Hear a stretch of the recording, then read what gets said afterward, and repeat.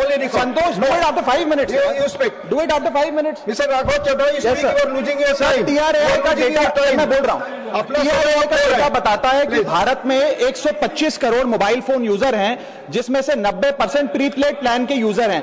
Sir, आज मैं prepaid plan के जो मोबाइल यूजर्स हैं उनकी ओर से दो समस्याएं उठाना चाहता हूं। सर, पहली समस्या है कि रिचार्ज खत्म होने के बाद आउटगोइंग के साथ साथ इनकमिंग कॉल का भी बंद होना। सर, जब प्रीपेड प्लान एक्सपायर होता है या मोबाइल रिचार्ज की वैलिडिटी खत्म होती है तो आपकी आवाज बंद कर दी जाती है। फोन मेरा, सिम कार्ड मेरा, नंबर मेरा, तो सर रिचार्ज खत्म होने के बाद आउटगोइंग कॉल बंद होना समझ आता है, लेकिन इनकमिंग कॉल बंद होना सरासर मनमानी है। सर, हमारा मोबाइल नंबर आज हमारी डिजिटल पहचान बन चुका है।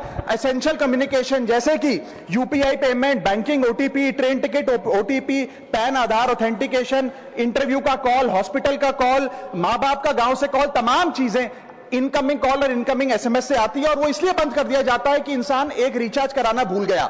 सर, इनकमिंग कॉल बंद करना is not stopping of a service, ये हमारे राइट टू कम्युनिकेशन को स्टॉप करने जैसा है। सर, जैसे आपका आधार कार्ड इसलिए एक्सपायर नहीं हो जाता कि आपने डिटेल अपडेट नहीं करी, या आपका बैंक का खाता इसलिए बंद नहीं हो जाता कि आपने मंथली डिपॉजिट जमा नहीं किया, या आपका वोटर आईडी इसलिए सस्पेंड नहीं हो जाता कि आप एक चुनाव में वोट डालना भूल गए, ठीक उसी तरह आपका मोबाइल नंबर इसलिए सस्पेंड और डीएक्टिवेट नहीं होना चाहिए कि आप एक रिचार्ज भूल गए। सर, मैं सदन में फ्री आउटगोइंग की मांग नहीं कर रहा, फ्री डेटा की मांग नहीं कर रहा, लेकिन इनकमिंग कॉल फैसिलिटी की गारंटी होनी चाहिए। मेरी 3 स्पेसिफिक मांग है। पहली, प्रीपेड मोबाइल कनेक्शन में इनकमिंग कॉल और इनकमिंग एसएमएस कम से कम 1 साल तक कंटिन्यू रहे, चलता रहे from the date of the last recharge, ताकि एसेंशियल कम्युनिकेशन चलती रहे। दूसरी, deactivation of the mobile number after 3 years. ऐसा ना हो कि आपका मोबाइल नंबर किसी को आपका मोबाइल नंबर बंद करके किसी और को अलॉट कर दिया जाए। कम से कम 3 साल का ग्रेस पीरियड देना चाहिए from the date of the last recharge. And third demand, mobile operator should introduce a low cost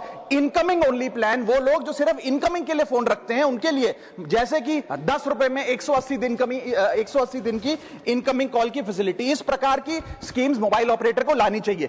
दूसरी समस्या जो प्रीपेड कस्टमर्स फेस करते हैं वो है टेलीकॉम ऑपरेटर का 28 दिन का मंथली रिचार्ज। साल में सर महीने 12 होते हैं, लेकिन 28 दिन की रिचार्ज के माध्यम से 13 टाइम्स रिचार्ज कराना पड़ता है। कैसे सर? 28 दिन into 13 times is equal to 364 days. ये एक बड़ी क्लेवर स्ट्रैटेजी है जिसके चलते आपको फीलिंग 30 दिन की देते हैं, लेकिन आपसे डीलिंग 28 दिन की करते हैं। सर, दुनिया में हर जगह बिलिंग साइकिल कैलेंडर मंथ के हिसाब से होती है, 30 या 31 दिन।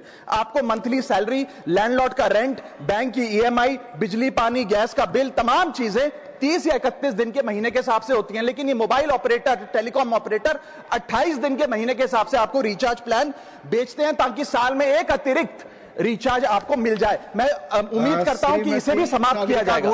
Please.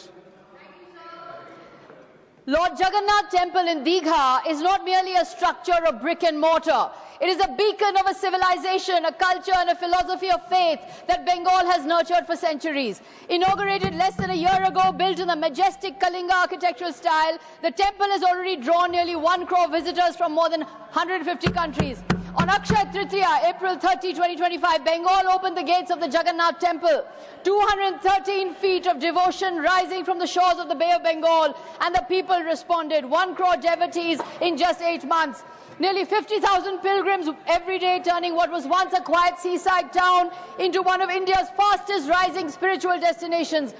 Hotels are full, livelihoods are growing, the local economy is thriving. This is people's faith in motion. This is not propaganda. This is pure bhakti.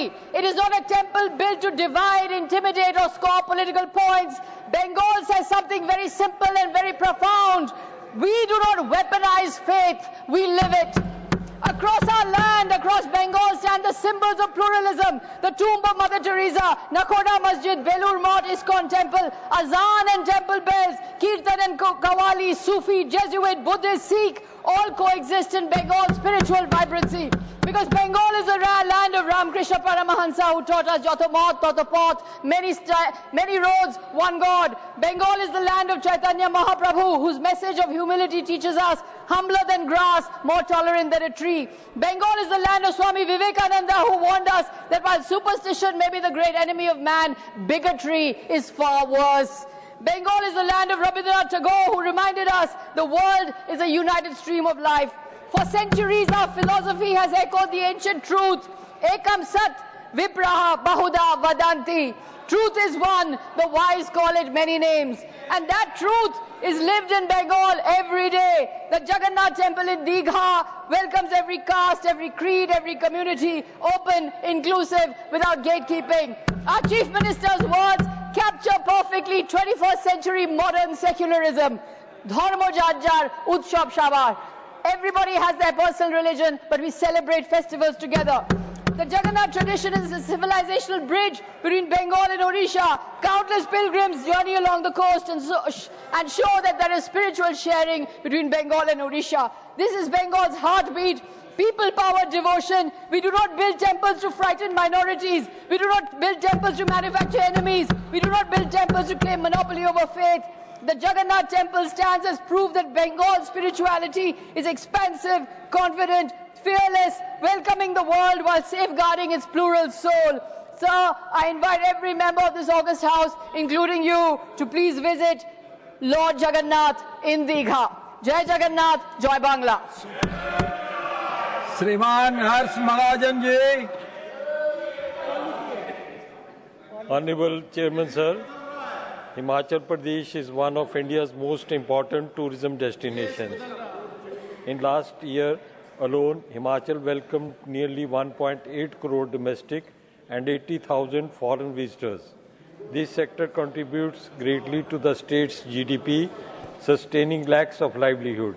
Himachal has ranked in India's most welcoming region in the last 3 years and is among the global 10 in the Booking.com Travelers Review Awards.